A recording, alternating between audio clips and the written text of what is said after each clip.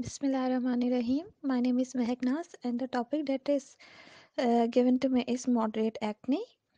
I have a case study in is a 30-year-old local estate agent who works near the pharmacy. He had with acne since adolescence, but has never really bothered treating his condition.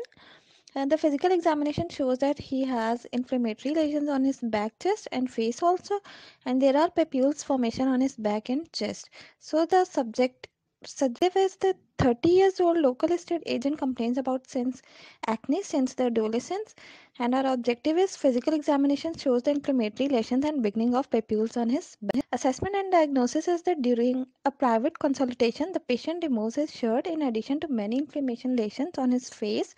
You notice a large number of papules on his back and chest, as well as the presence of same scarring on his face and chest. Is the owning to the difficulty in applying topical treatment over a widespread area? Refer to a GP is required. And the most appropriate treatment for this patient would be the use of an oral antibiotic, either doxycycline or limicycline, and prefer to the minocycline combined with the topical retinoid. Benzyl peroxide can be added to the regime to help reduce the likelihood of resistance developing to the oral antibiotic.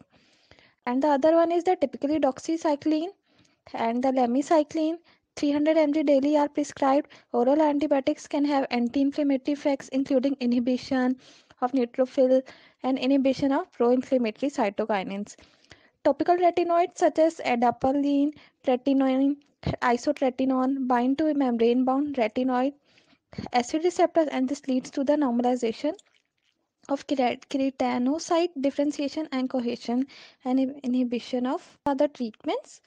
And the advice and recommendations are the common adverse effects experienced by those taking oral antibiotics include vaginal candidiasis, gastrointestinal upset, and phototoxicity.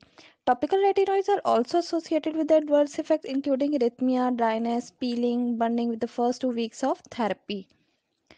Outcome of the advice is the using the combination of regime, the patient should expect to see some response after 6 to 8 weeks, and ideally oral agent should not be continued for longer than 12 weeks. If treatment with oral agents is ineffective, the patient should be referred to specialist assessment.